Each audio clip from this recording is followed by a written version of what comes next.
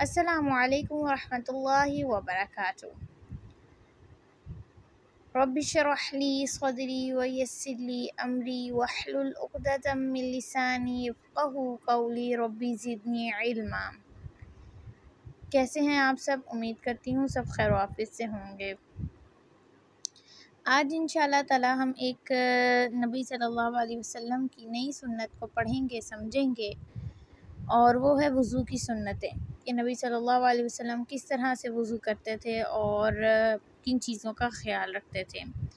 تو وضو کا طریقہ یہ ہے کہ سب سے پہلے بسم اللہ پڑھیں، ٹھیک ہے۔ اور اس میں اب میں ایک بات مینشن کروں گی کہ اگر تو واش روم میں وضو کر رہے ہیں تو پھر واش روم میں انٹر ہونے سے پہلے جب دعا پڑھتے ہیں واش روم جانے سے پہلے کی، تو ساتھ ہی آپ بسم اللہ کو ملا لیں، ٹھیک ہے۔ بسم اللہ اللہم انی اعوذ بک من الخبث والخبائث، نیت آپ کی یہی ہے کہ آپ نے وضو کرنا ہے۔ لیکن اگر آپ کسی صحن میں اور کہیں باہر گراج وغیرہ میں کہیں وضو کر رہے ہیں تو پھر آپ بسم اللہ پڑھ کے وضو کریں گے۔ اس کے بعد مسواک سے دانتوں کو اچھے طریقے سے صاف کریں، دونوں ہاتھ 3 مرتبہ اچھے طریقے سے دھوئیں، منہ بھر کر کرلی کریں، 3 دفعہ کرلی کرنی ہے۔ ناک میں پانی زور سے چڑھائیں اگر روزہ نہ ہو، اگر روزہ ہو تو پھر آپ نے بہت زیادہ اوپر پانی نہیں چڑھانا، کیونکہ اس طرح سے وہ حلق میں جانے کا اندیشہ ہے اور وضو خراب ہو سکتا ہے۔ ناک کو اچھی طریقے سے صاف کرنا ہے 3 دفعہ، چہرہ 3 مرتبہ دھوئیں، پھر کونیوں سمیت 3 مرتبہ دایاں بازو دھونا ہے، پھر کونیوں سمیت 3 مرتبہ بایاں بازو دھوئیں، پھر سر کا مسح کریں اور کانوں کا مسح کریں۔ اس کے بعد اینڈ پر دایاں پاؤں ٹخنوں تک آپ نے اچھے طریقے سے دھونا ہے، پھر بائیں پاؤں کو ٹخنے تک اچھے طریقے سے 3 مرتبہ دھونا ہے۔ یہ ہے وضو، مسلم اور ابو داؤد کی روایت میں۔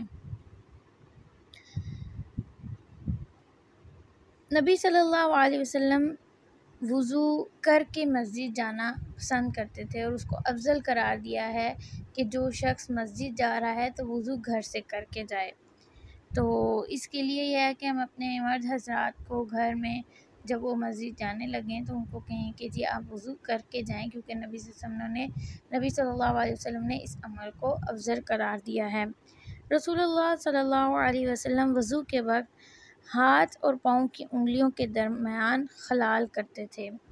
خلال کیا ہوتا ہے کہ اچھے طریقے سے دونوں ہاتھوں کی انگلیوں کو آپس میں ملانا، تاکہ پانی جو ہے وہ اچھے طریقے سے ہر حصے تک پہنچ سکے۔ اور پاؤں کا خلال جو ہے وہ یہ کہ الٹے ہاتھ کی چھوٹی انگلی سے اپنے پاؤں کی انگلیوں کا خلال کرنا ہے۔ یہ عمل وضو کا حصہ ہے، خلال کرنا یعنی کہ وضو کا حصہ ہے۔ اب وضو میں ایک چیز کا خیال رکھنا ہے کہ بال برابر بھی کوئی حصہ خشک نہ رہے، اگر کوئی حصہ خشک رہ جائے گا تو اس کے لیے نبی صلی اللہ علیہ وسلم نے آگ کی ہلاکت بتائی ہے، کہ نبی صلی اللہ علیہ وسلم نے فرمایا کہ ایڑیوں کے لیے آگ سے ہلاکت ہے اگر وہ خشک رہ جائیں گی۔ تو ایک بات کو اپنے مائنڈ میں ہم نے بٹھانا ہے کہ اس کا وضو نہیں جو بسم اللہ نہیں پڑھے گا، اور اس کی نماز نہیں جس کا وضو نہیں۔ تو ان چیزوں کا ہم نے خیال رکھنا ہے۔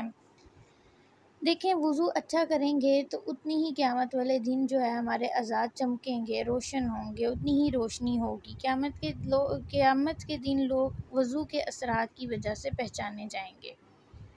اور اسی لیے نبی صلی اللہ علیہ وسلم نے فرمایا تھا کہ جتنی چاہو اپنی روشنی بڑھا لو، یعنی جتنا اچھا وضو کریں گے اتنے ہمارے اعضاء اچھے سے چمکیں گے، ہمارے روشنی زیادہ ہوگی۔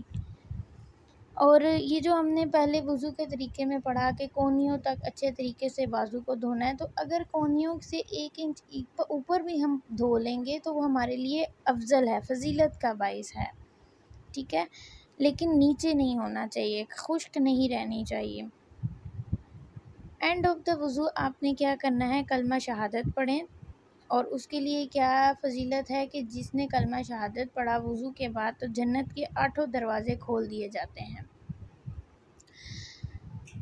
اور اس چیز کو اگر ہم نے عمل میں لانا ہے تو ہمیں عادت بنانی ہے، اور وہ کس طرح سے کہ اس کو آپ نوٹ پیڈ پہ ہم لکھ لیں کہ ایک جگہ یہ دعا ہے کہ وضو کے بعد کلمہ شہادت یعنی دوسرا کلمہ پڑھنا ہے، اور ساتھ میں ترمذی کی روایت ہے کہ نبی صلی اللہ علیہ وسلم نے یہ دعا بھی پڑھی کہ اللہم اجعلنی من التوابین وجعلنی من المتطہرین۔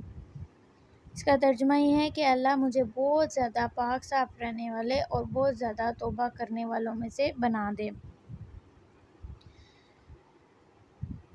وضو کے بعد 2 نفل پڑھنا بہت پسندیدہ ہے۔ رسول اللہ صلی اللہ علیہ وسلم نے حضرت بلال رضی اللہ عنہ سے پوچھا کہ اسلام لانے کے بعد تمہارا وہ کون سا عمل ہے جس پر تمہیں بخشش کی امید ہو، کیونکہ آج رات یعنی معراج والی رات میں نے جنت میں اپنے آگے تمہارے چلنے کی آواز سنی ہے، یعنی قدموں کی چاپ سنی ہے۔